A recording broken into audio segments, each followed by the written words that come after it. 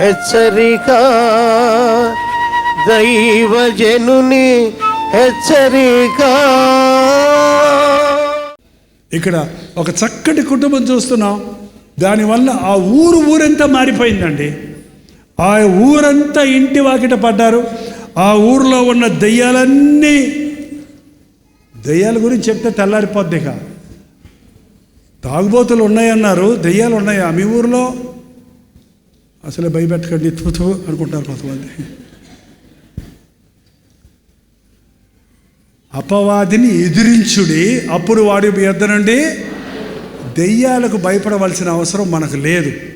దేవుడు ఏ రోజో దెయ్యాలన్నిటినీ ఓడించేశాడు. యేసుప్రభు సిలువలో మరణించినప్పుడు సాతాను తల చిత్తకదొక్కబడింది. ఓడిపోయిన శత్రువు దేవుని ఆశ్రయించిన వారికి ఏ హాని చెయ్యదు. మూఢనమ్మకాలు వదిలిపెట్టేయండి, మూఢాచారాలు వదిలిపెట్టేయండి. దెయ్యం అని భయపడకండి. యేసు నామములో జయముంది. ప్రభువు నాకు తోడయుండగా నాకే భయము లేదు. దెయ్యాలు ఉన్నాయా లేవా?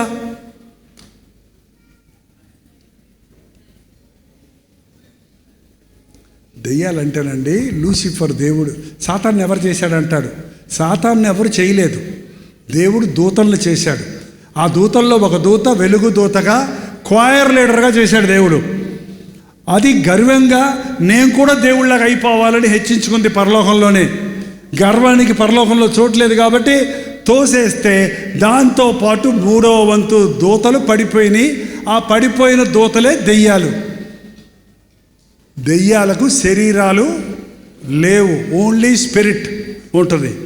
ఆ దెయ్యాలు ఏం చేస్తాయంటే నీ శరీరాన్ని వాడుకోవడానికి నీ మీదకు వస్తాయి. నువ్వు చోటిస్తే, నువ్వు భయపడితే, లేదా నువ్వు పాపాన్ని ప్రేమిస్తే.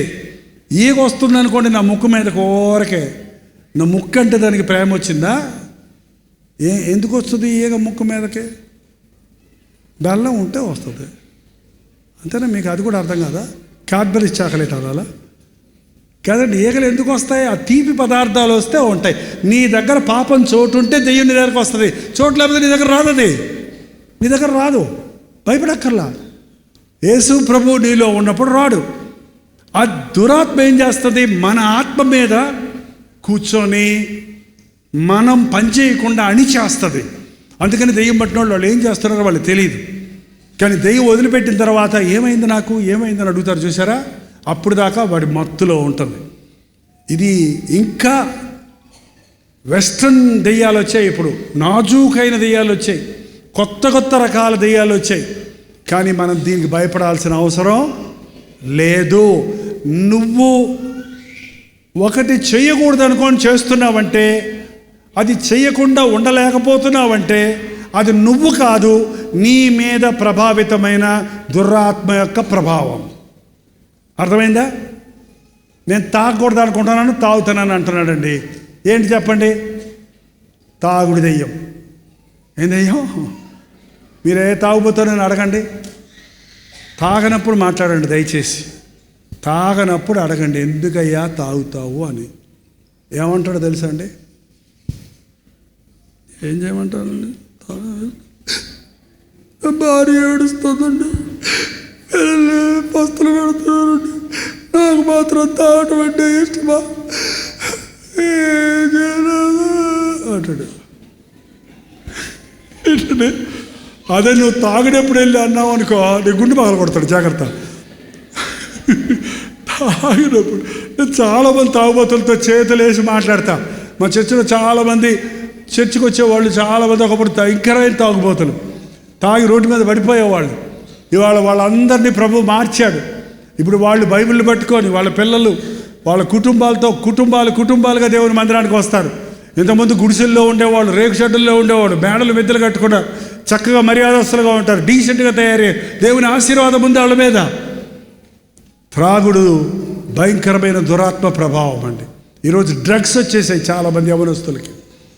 డ్రగ్ అడిక్ట్స్ అయిపోతున్నారు. పల్లెటూరులో కూడా సర్వసాధారణం అయిపోయింది. ఐ డోంట్ నో ఇక్కడ ఎవరైనా డ్రగ్ అడిక్ట్స్ ఉన్నారేమో. విడిచిపెట్టండి, దేవుని సహాయం కోరండి. మీలో ఉన్నవాడు లోకములో ఉన్నవానికంటే అపవాది మనకంటే బలవంతుడే, కానీ మన ప్రభు అపవాది కంటే కోట్ల రెట్లు బలవంతుడు. అందుకని అటువంటి వారికి ప్రార్థన కావాలి. ఇలాంటి స్థలంలో కూర్చుంటే మీకు తెలియకుండానే మీలో ఉన్న దురాత్మల ప్రభావం నుండి పాట పాడుతున్నప్పుడే పారిపోయే ఉంటాయి. మేము లిటరల్గా చూస్తామండి. కొన్ని చోట్ల విజయవాడలో మీటింగ్ చూస్తున్నాం, జై జై యేసు, దెయ్యాలు గెలిచిన జై యేసు అని పాడుతుంటే అక్కడక్కడ గుంపులో ఒక 4-5 లేచి ఎక్కుకొని అందరి నెత్తిల మీద నుంచి భుజాల మీద నుంచి పరిగెత్తి బయటికి పారిపోయాయండి.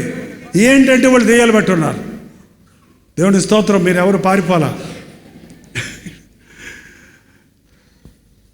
యేసయ్య నామములో శక్తి ఉంది. ఒకటే నేను చెప్పాలనుకుంటున్నాను. నీకు ఏ సమస్య ఉన్నా, ఏ చిక్కు ఉన్నా, ఏ బాధ ఉన్నా, ఏ భయం ఉన్నా, ఏ పరిస్థితి అన్నా ఆయన నామంలో అధికారం ఉంది.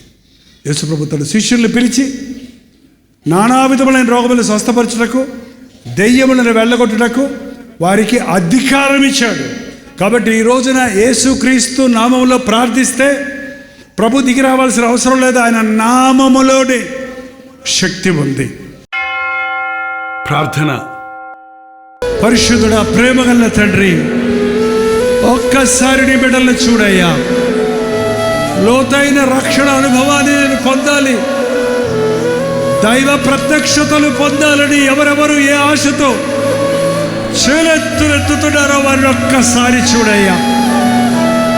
ప్రార్థనలకు ఇచ్చేవాడా, ప్రార్థనలకు జవాబులిచ్చే ప్రభువా నీకు వందనములు.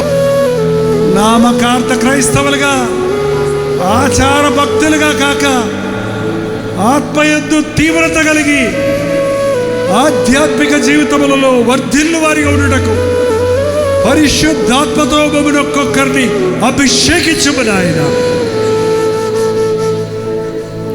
నేను నా ఇంటి వారు యెహోవానే సేవించుదామన్న తీర్మానంతో ఇంకా గృహాలలో మారని వారు మారినట్లుగా ఈ రాత్రి నీ పరిశుద్ధాత్మ కార్యములు జరిగించుము నాయనా. ప్రతి ఇంటిలో కుటుంబ ప్రార్థన, ఇంటి చుట్టూ దేవుని కంచె ఉంచి దురాత్మ శక్తుల నుండి తప్పించుము నాయన. నా ప్రభువు నన్ను ముట్టాడు, స్వస్థపరిచాడు, నన్ను విడిపించాడు, నాకు ఈ గొప్ప రక్షణ దొరికిందన్న తృప్తితో ఇక్కడ నుండి వెళ్ళుటకు సహాయం చేయండి. నిశ్చితమైతే నీ రాకడ, ఆలస్యమైతే మరల మేము కలుసుకోవడానికి అవకాశాలు కలుగజేయమని యేసుక్రీస్తు నామములో అడుగుచున్నాను తండ్రి, ఆమేన్. మన తండ్రి అయిన దేవుని యొక్క ప్రేమయు, కుమారుడైన క్రీస్తు యొక్క కృపయు, ఆదరణకర్త అయిన పరిశుద్ధాత్మ యొక్క సహవాసమును కూడి వచ్చిన మనందరికీ ఇప్పుడును సదాకాలమును తోడై ఉండను గాక. ఆమేన్, ఆమేన్, ఆమేన్.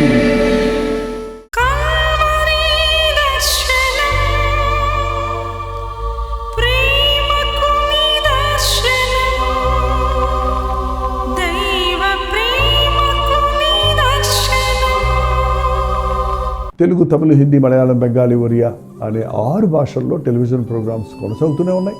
భారభరితమైన పరిచయంలో మీరు సహకరించాలని ఆశిస్తే ప్రభు మిమ్మల్ని ప్రేరేపిస్తే మీ విరాళాలు, కానుకలు డాక్టర్ జై పాల్ ఫౌండేషన్స్ అనే ట్రస్ట్ నెంబర్కి మీరు పంపించవచ్చు. అవి నేరుగా టీవీ ఛానల్స్కి వెళ్తాయి. అందులో ఏది నేను మా సొంత ఖర్చుల కొరకు ముట్టుకోవటం లేదు, వేరే పరిచయ కొరకు ముట్టుకోవటం లేదు. టెలివిజన్ పరిచయలో ఇంకా సువార్త వెళ్ళని వారికి అది అందించాలని ఆశతో ఒక 20 సంవత్సరాలుగా కొనసాగుతున్న పరిచయం కొరకు ప్రార్థించండి, మీ సహకారాన్ని అందించండి.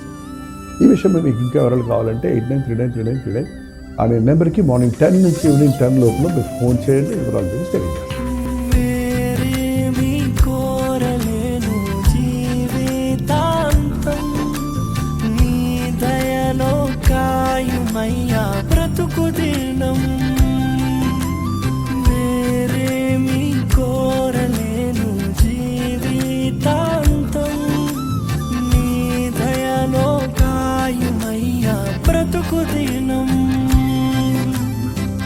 నీలాంటి దైవం